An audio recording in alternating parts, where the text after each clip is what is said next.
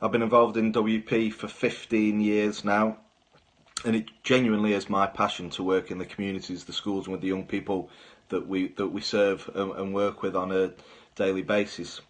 I became involved in the setting up of Pursue with others because we felt that there wasn't necessarily a space for practitioners to talk about coming from a working class background like we do. There wasn't necessarily a safe space to talk about some of the challenges that brings, to share understanding and practice of working and growing up in working class communities, but also not really a space to celebrate working class culture and working class heritage. There's a great level of interest in social mobility in the UK, and this concept is commonly depicted as climbing up the ladder, and working class communities are encouraged to seize the opportunity to enter into a higher paid job than their parents. And despite this being something that policymakers and organisations strive for, we rarely talk about how isolating it is. I grew up in Yorkshire and in North Derbyshire, and the first time that I really thought about class with university access was when I arrived at uni, and my first supervision at Cambridge, one of my supervisors said, "You're going to have to change the way that you talk because nobody's going to take you seriously with that accent." And I did. I didn't even think about it, but I tried my best to fit in. And I think that is really why I've joined Pursue. I want to be part of Pursue because I grew up coming from a working class background, although I had aspirations to go to university. When it came time to choose, I didn't feel comfortable going to the local Russell group.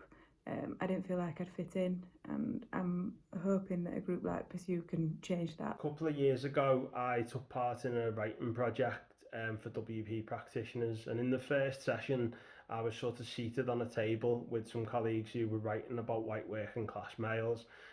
They were speaking about white working class males in a very sort of derogatory way, saying things such as that they were unsuccessful educationally, making hugely sort of generalised statements, speaking about the cohort, I suppose, in that deficit model. White working class males are successful, culturally relevant, and probably speak to their own class far more than these people with received pronunciation accents from universities in Middle England. I became interested in setting up a network like Pursue because I had a growing sense of frustration with the model of individualised deficit that was quite often applied to working class students with university outreach work. It seemed like being working class and from the background that you grew up in was somehow inherently less valuable than being from, say, a middle class background, and widening participation seemed to be about changing people, which I don't agree with. I joined Pursue because it gives me a chance as a working class person to share my experiences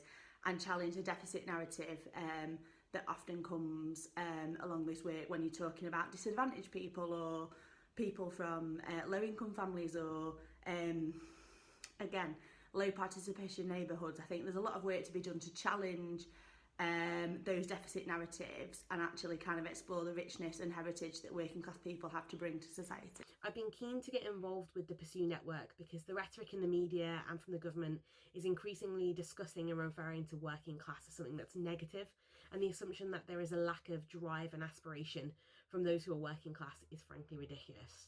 Down the years, I and the people that we work with have been called LPN learners, Quintile 1 learners, disadvantaged, and I'm not any of those things, and neither are our kids. Our kids have got strength and resilience, and they've got aspirations, but it's about time we started talking about class. We need to change the way that we think about class with regards to university access.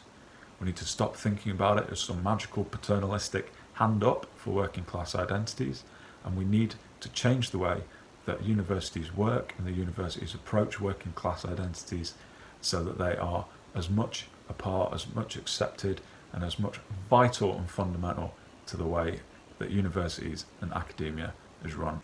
I know I'm not alone when I say that I've had to tweak my identity, tone down my accent and adapt in order to fit in with a more dominant culture. I'm really proud to have gained qualifications that were previously not available to my family. It wasn't an option for them. and I'm proud to have gained new knowledge and vocabulary.